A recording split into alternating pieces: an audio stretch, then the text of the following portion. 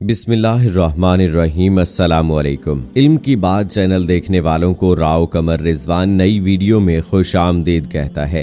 دوستو، حضرت انس بن مالک رضی اللہ تعالیٰ عنہ سے روایت ہے کہ ایک دن ہم رسول کریم صلی اللہ علیہ وآلہ وسلم کی مجلس میں بیٹھے تھے کہ آپ کو اونگ سی آ گئی۔ پھر آپ نے مسکراتے ہوئے سر اٹھایا، جس پر ہم نے عرض کیا، اے اللہ کے رسول، آپ کو کس چیز سے ہنسی آ رہی تھی؟ ارشاد ہوا، مجھ پر ابھی قرآن کریم کی سورت نازل ہوئی ہے۔ چنانچہ آپ صلی اللہ علیہ وآلہ وسلم نے بسم اللہ الرحمن الرحیم پڑھ کر سورہ کوثر کی پوری تلاوت فرمائی اور فرمایا، تم لوگ جانتے ہو کوثر کیا چیز ہے؟ ہم نے عرض کیا، اللہ اور رسول صلی اللہ علیہ وآلہ وسلم ہی زیادہ جانتے ہیں۔ تو ارشاد ہوا کہ کوثر ایک نہر ہے جس کا پروردگار نے مجھ سے وعدہ کیا ہے، اس میں بہت سی خوبیاں ہیں، اور روز محشر میرے امتی اس حوض کا پانی پینے کے لیے آئیں گے۔ اس حوض پر اتنے برتن ہیں جتنے آسمان کے ستارے۔ ایک شخص کو وہاں سے بھگا دیا جائے گا جس پر میں کہوں گا، اے اللہ، یہ شخص میرا امتی ہے۔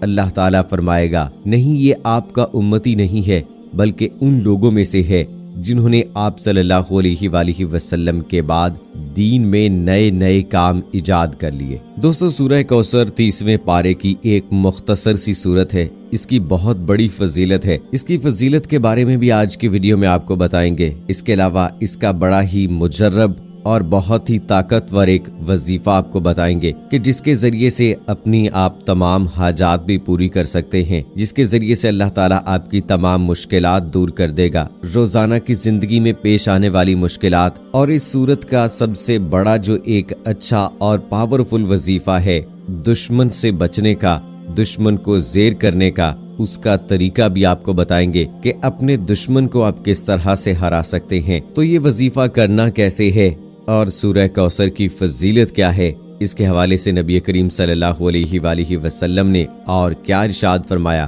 آج کی ویڈیو میں آپ کو بتائیں گے۔ ویڈیو میں آگے بڑھنے سے پہلے آپ سے گزارش ہے کہ اگر آپ نے ابھی تک ہمارا چینل علم کی بات سبسکرائب نہیں کیا ہے تو ابھی سبسکرائب کریں، ساتھ میں بیل آئیکن کو ضرور پریس کریں تاکہ لیٹسٹ اپلوڈ ہونے والی ہماری ویڈیوز کا نوٹیفیکیشن آپ کو بر وقت ملتا رہے۔ ویڈیو کو لائک کریں، شیئر کریں اپنے دوستوں کے ساتھ تاکہ ان تک بھی یہ اہم وظیفہ پہنچ سکے اور وہ بھی اس سے مستفید ہو سکیں۔ دوستو، اس سورت کے شان نزول میں آیا ہے کہ مشرکین کے ایک سردار عاص بن وائل نے رسول اللہ صلی اللہ علیہ وآلہ وسلم سے مسجد الحرام سے نکلتے وقت ملاقات کی اور کچھ دیر تک باتیں کی۔ مسجد میں بیٹھے قریش کے سرداروں کے گروہ نے دور سے یہ منظر دیکھا۔ عاص مسجد میں داخل ہوا تو انہوں نے اس سے کہا کہ تو کس سے باتیں کر رہا تھا؟ اس نے کہا، اس ابتر شخص سے۔ اس نے اس تعبیر کا اس لیے انتخاب کیا کہ رسول اللہ صلی اللہ علیہ وآلہ وسلم کے فرزند عبداللہ وفات پا چکے تھے، اور عرب ایسے آدمی کو ابتر کہتے ہیں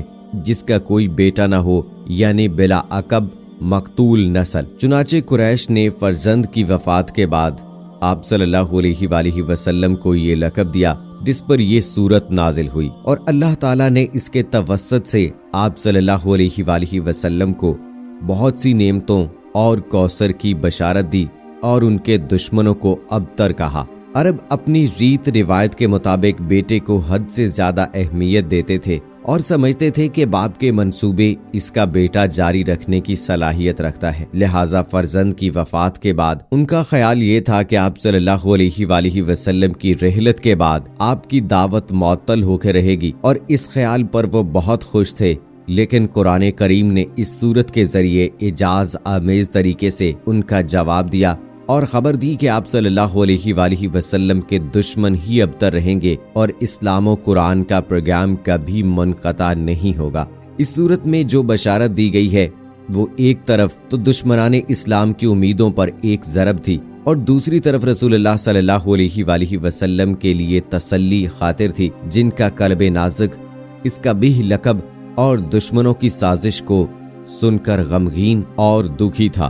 دوستو، اللہ تعالیٰ کے پیارے نبی حضرت محمد صلی اللہ علیہ وآلہ وسلم کو اللہ تعالیٰ نے دشمنوں کو زیر کرنے کے لیے اس سورت کو نازل کیا تھا۔ تو آج کی ویڈیو میں بھی ہم آپ کو اس کا کچھ ایسا ہی وظیفہ بتاتے ہیں کہ آپ اپنے دشمن کو زیر کرنے کے لیے، دشمن کی شرارت، اس کی شر سے بچنے کے لیے اس کا وظیفہ کس طرح سے کریں گے۔ دوستو، آپ نے کرنا یہ ہے کہ بدھ یا جمعرات یا پھر جمعے کی رات کو بعد نماز عشاء قبلہ رخ بیٹھ کر پہلے سورہ کوثر کو 921 مرتبہ، دوسرے روز 921 مرتبہ اور آخری تیسرے دن 922 مرتبہ پڑھ کر نمک اور کسی میٹھی چیز پر دم کر کے عمل کو کرنا ہے۔ اب آپ سورہ کوثر کے عامل ہیں، عمل قابو میں رکھنے کے لیے روزانہ 1 مرتبہ ضرور پڑھا کریں۔ باوقت ضرورت 121 مرتبہ سورہ کوثر پڑھ کر کسی چیز پر دم کر کے اس کو کھلا دیں، انشاءاللہ رزلٹ آپ کو 100% ملے گا۔ اللہ تعالیٰ کے کلام کے ایک ایک حرف کے اندر شفا ہے۔ اگر آپ اپنی زندگی میں رزق کی تنگی کی وجہ سے پریشان ہیں، روزگار کی وجہ سے پریشان ہیں، ایسی خواتین جو اپنے گھر کے اندر غلط رویوں کی وجہ سے پریشان ہیں، ایسی خواتین جو اپنے شوہر کے ظلم و ستم سے پریشان ہیں، ان کے لیے یہ ایک بڑا مجرب نسخہ ہے۔ اور ایسے لوگ جو اپنے دشمنوں کی سازشوں کی وجہ سے پریشان رہتے ہیں، اپنے دشمنوں کو زیر کرنے کے لیے، ان کو ہرانے کے لیے، ان کو پریشانی میں مبتلا کرنے کے لیے آپ نے قرآن پاک کے پارہ نمبر 30 کی سورہ کوثر کی تلاوت کرنی ہے، اس کا وظیفہ کرنا ہے۔ انشاءاللہ آپ کو ہر مشکل وقت سے اللہ تعالیٰ اپنی حفظ و امان میں رکھے گا۔ ایک روایت کے مطابق جب بندہ نماز کے لیے کھڑا ہوتا ہے تو اللہ تعالیٰ فرشتوں سے فرماتا ہے کہ اس کے جتنے گناہ ہیں سب بدن سے اتار کر ایک ڈھیر میں ڈال دو، تاکہ جب تک یہ میرے حضور کھڑا رہے پاک اور ستھرا ہو کر کھڑا رہے۔ بندہ نماز پڑھتا رہتا ہے اور گناہ ایک سمت ڈھیر میں جمع کر دیے جاتے ہیں۔ پھر جب وہ بندہ نماز پڑھ کر واپس جانے لگتا ہے تو فرشتے وہ گناہ پکڑ کر عرض کرتے ہیں، مالک یہ گناہ دوبارہ اس کے ساتھ ہی لگا دیں۔ تو اللہ تعالیٰ فرماتے ہیں، اب اترے تو اترے ہی رہنے دو، میرا بندہ ستھرا ہو کر اپنے گھر کی طرف چلا گیا۔ اس روایت سے یہ ثابت ہوتا ہے کہ وہ شخص واقعی کتنا بد نصیب ہے جس کو اپنے رب کے حضور ایک سجدہ بھی نصیب نہ ہو۔